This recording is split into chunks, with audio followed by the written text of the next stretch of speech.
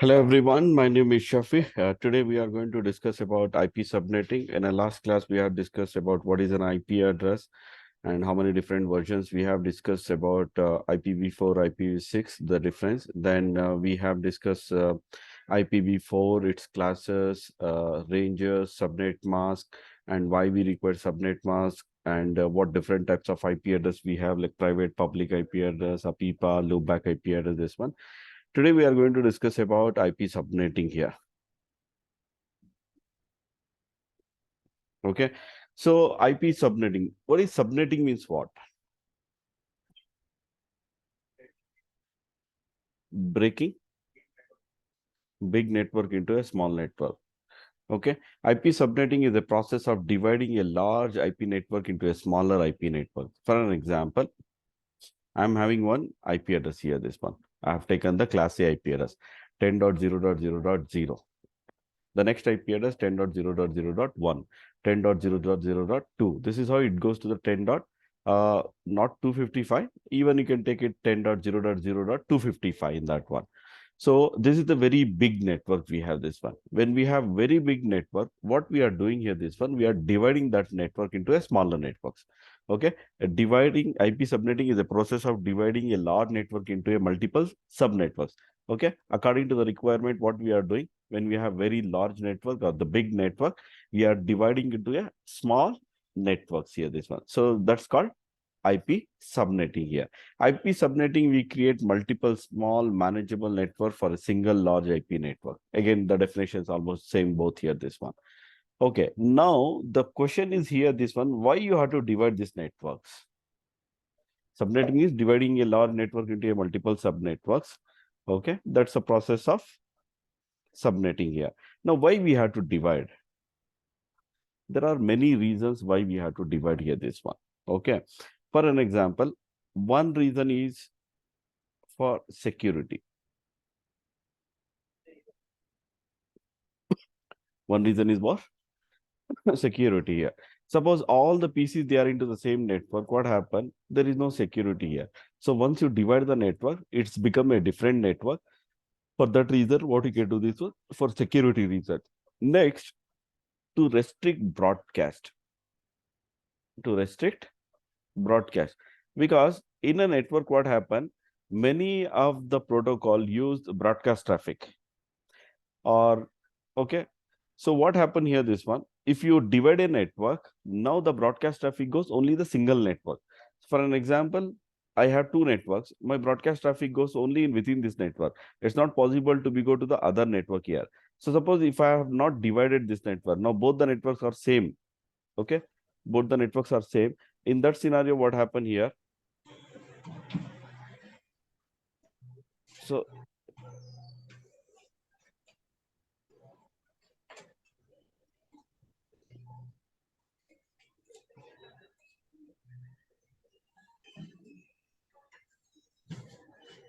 okay, both the network are same. What happens if there is any broadcast traffic flooding in a network? So the traffic will be flooding in the entire network. Now, once I divide that network, now the broadcast traffic flood only within this segment here, this one. It will not allow to be flow in the other network. So to restrict the broadcast, we use the subnetting here, this one. And another one is for easy management and troubleshooting. Guys, go into mute.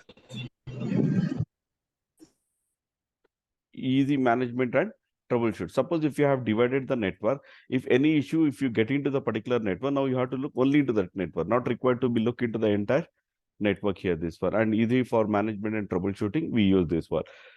This is how we have a different reasons why we have to divide the network here. See, for example, it is useful to control and reduce the network traffic by limiting the number of broadcasts. Same thing, restrict broadcast, right? So next, it is allowed any organization to subnet its network without need to have a new network IP through an internet service provider. Yes, for an example, see, I'm having the internet ISP. I'm taking one connection. Internally, what happened? I have multiple departments here. HR department, I'm having sales, I'm having marketing, I'm having. For every different department, see, internal for HR, sales, marketing, different IP address we require, and for to connect to the provider, different IP address required this one. So that we can be divided different network for every different department here, this one. Okay, subnetting was helpful to solve the problem lacking IP address on the internet. Why? Because if we are not doing the subnetting in this one, what happen? If you take any IP address, if you talk about this one only here, starting from 10.0.0.0 and it ends with the 10.255, 255, 255. Told you how many IP address we get it? Almost 16 million IP address we get it. But my requirement is only 100 IP address. When I require only 100 IP address, then why I have to use the entire network? So that what I can do, I can divide the network, I can take it. So the 100 IP addresses here in this one. Okay, allowing to use two or more LAN technology together in the same network. So what happened this one? Two or more LAN technologies means different technologies if you want to be implement and you want to keep it for security reason, different networks. Subnet also help to minimize the size of the routing table. So what happen if you do the subnetting, it will be easily you can do the routing and it will be reduce the routing table information. Okay. Then when you want to isolate segment for security reasons such as accounting, sales segment, you can means you can divide the networks here. This one sub sales different, marketing different, HR different, IT different network. If you want to be configured, you can be configured. So these are the different reasons why we have to do the subnetting here. Got it?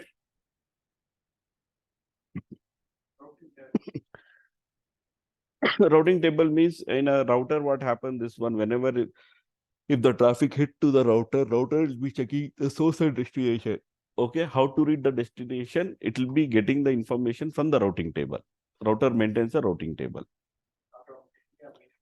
That's depend how you have implemented the routing, whether you have implemented manual routing or auto, any protocol you have implemented, based on that it works.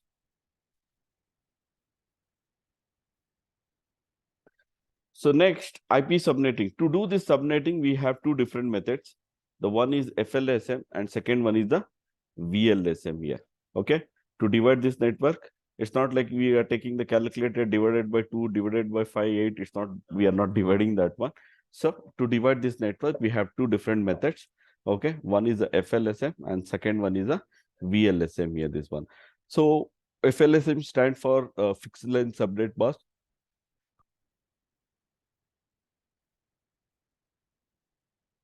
And VLSM variable length subnet mask. There are a few points we have here in this one.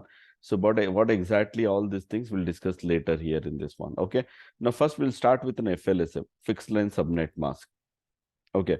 Before we get into this one, so I'm going to take one IP address 192.168.1.0/24. Okay. Which class IP address is this?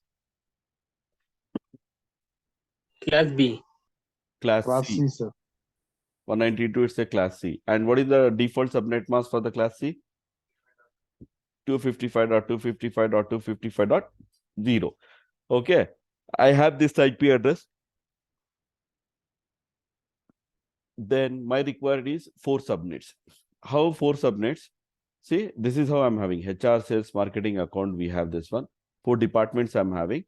So I'm taking this 1.0. Next is 1.1. It goes to up to the 1.255. That's a big range. Now we have to divide into the 4 subnets here, this one. So like this, internally we have one network for HR, one network for sales, one network for marketing and account. This is how my requirement is there. Okay. Now we are going to do FLSM first. Fixed length subnet mask here, this one. Okay. For this one, we have a formula actually to do this one. We have a formula here. Formula is 2 to the power of n minus 2. Okay.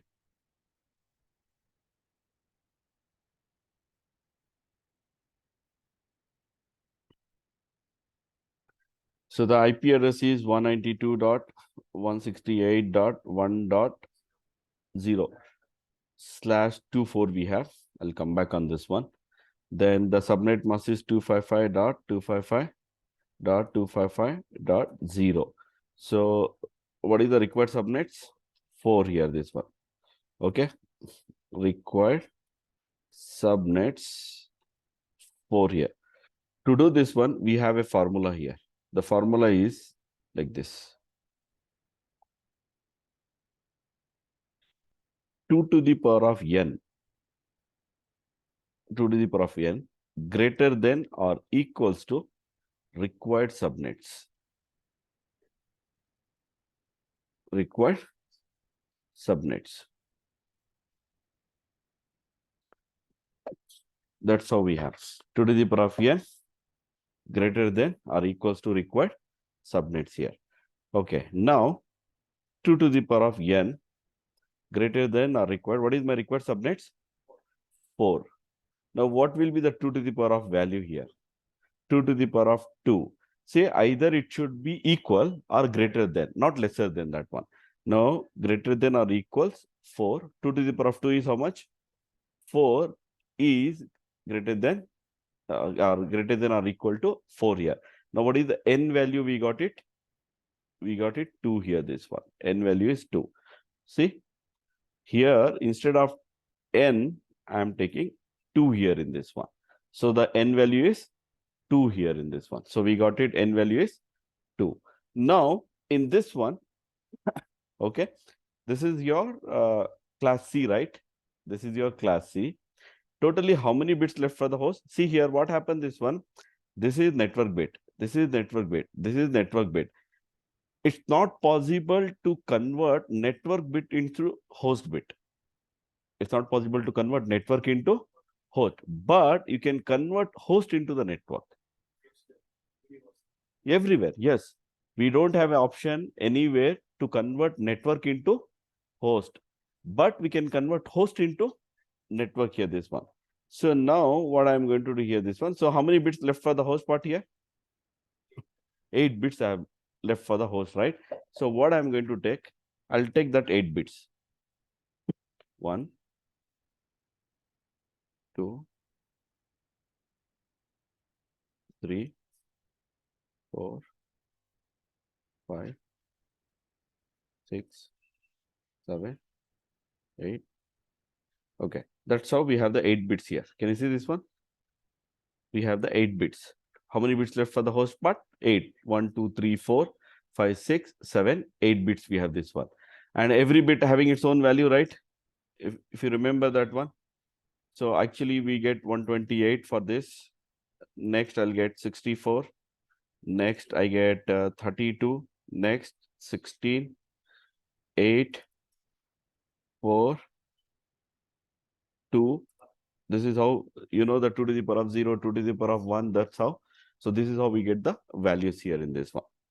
So we had to take host bit here. How many bits left for the host? 8 bits left for the host part here, this one.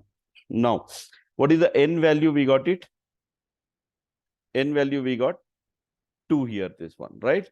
So whatever the value you got it, that many bits you have to borrow from the host to the network. Okay, these are the host bits, right? 8 bits is the host bit. So I had to borrow how many bits now? 2 bits I had to be borrow.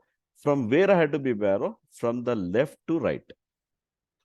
See, always you have to borrow from the left to right. Whenever if you do the FLSM, always you have to borrow the bits from the left-hand side. If you do the VLSM, you have to borrow the bits from the right-hand side. This you have to remember. VLSM, borrowing the bit from the right-hand side. FLSM, borrowing the bit from the left-hand side. Okay. Now, 2 bits I am borrowing here, this one. 1, 2 here, this one. Once I borrow these 2 bits, what happened? Now, this 2 bits goes for the network here. Now, what is actual my IP address here? 192.168.1.0, right? Now, /26. By default, 3 octet reserved for the network, right? 8, 8, 8. 8 plus 8, 16 plus 8, 24 here, this one, right? This is the 24 bits, and this is called CADR notation, classless interdomain routing. It's instead of writing the subnet mask, okay, we are giving CADR value.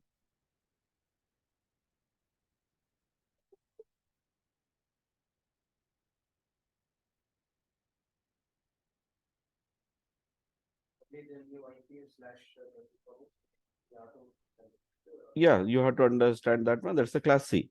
Means how many bits reserved for the? It's not like class C by default, that one. Okay. Now I got it 26. Now what will be the subnet mask here, this one? So subnet mask will be now 255 dot 255 dot 255 dot 192. See, here we have 0, right? Now it's not a 0. If you write 0, that's the default subnet mask. Now we are doing subnetting here. Whenever you do the subnetting, it will get changed the subnet mask here. 255, 255, 255, 192. How we got 192? 2 bits I am borrowing. This 2 bits value is 128 plus 64 is how much? 192. So whenever if you see like this, then you can understand it's not a default subnet mask now. Whenever if you see like this one, then you have to understand this is the subnetted network. Means already subnetted is happen. Okay. So that's how you can be understand here. Now we got the subnet mask. Now we had to find out where the network starts and where the network ends, right? Yes or no? Yes or no? We got it only the subnet mask now. Now we have to be find out from where the network starts and where the network ends. First, I'm going to write from here 192.168.1.0. Okay. Then 192.168.1.1. So that's how it start, right? Then 192.168.1.192.168.1. If you take any network, okay, the first IP address, whatever the first IP address we have, the first IP address, this is called network ID. This is called what? Network ID.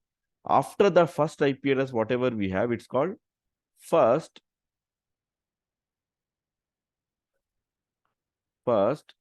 valid IP address. Like this, we get last valid IP address. Then we get broadcast ID. See, you take any network. The first IP address is the network ID. The last IP address is the broadcast ID. These two IP address is not possible to assign anywhere. It's not possible to assign anywhere.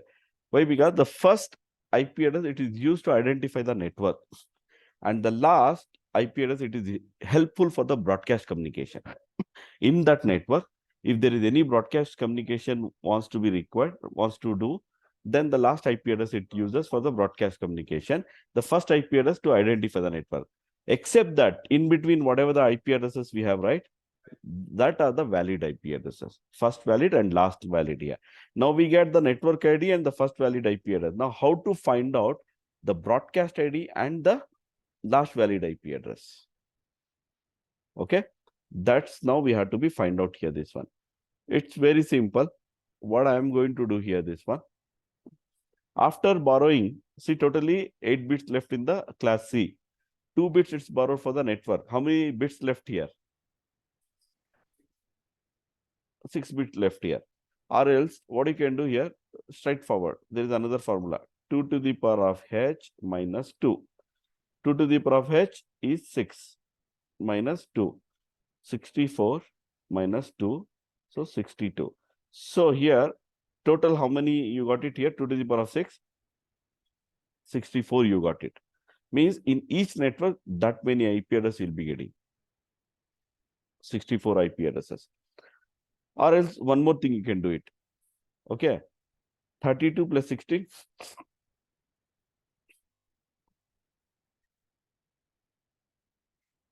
48 plus 8.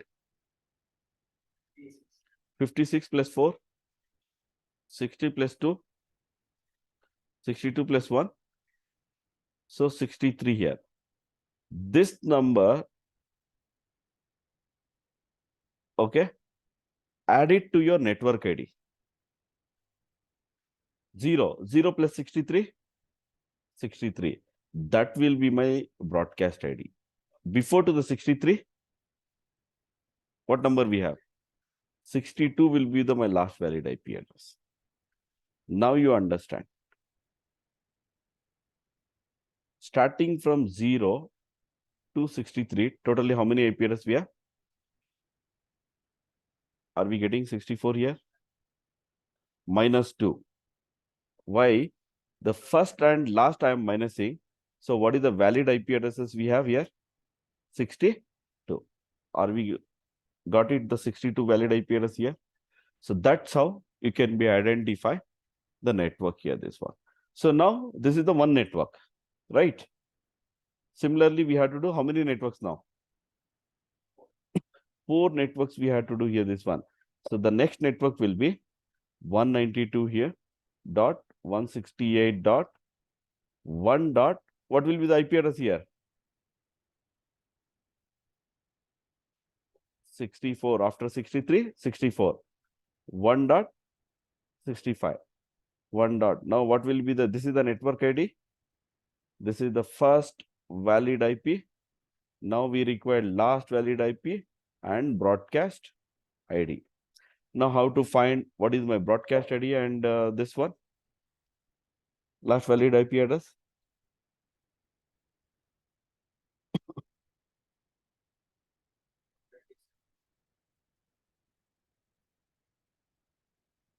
It's very simple. You got 63, right? 63 you are to network ID. What is my network ID here? 64 is the network ID. 63 plus 64 is how much? 127 will be your broadcast ID. Before to 126. Got it? That's your second network. Okay. Now I had to be fine. Write it. Third one. 192.168.1.128. 1.129. 1 dot. Now what will be the network ID and broadcast ID?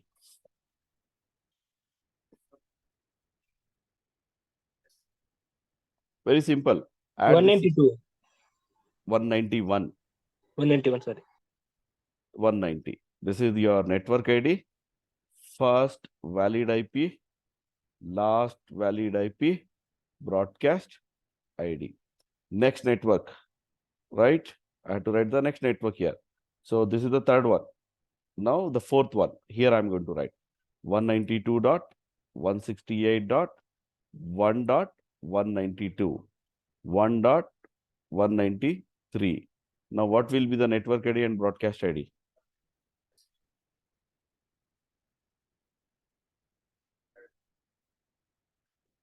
What is broadcast ID and net last valid IP address? 326, 325. Broadcast ID. 255. 192 plus 63 is how much? 255. Before that, 254. That's it, right? After that, we don't have any number here, right? After that, it comes like this. 192.168 dot. It will get increment. This is the one, right? It become 2.0 network. That's a separate network. Now 1.0 is completed. Yes or no? So that's how we got the fourth network. See, first network, second network, third network, and this is fourth network, this one. First, you have to find out the subnet mask. Then you have to be find out the where the network starts and where the network ends. So totally how many networks? 1, 2, 3, 4. My requirement is what? 4 here, this one. Got it? Take down this one. You have any doubts, any questions, let me know.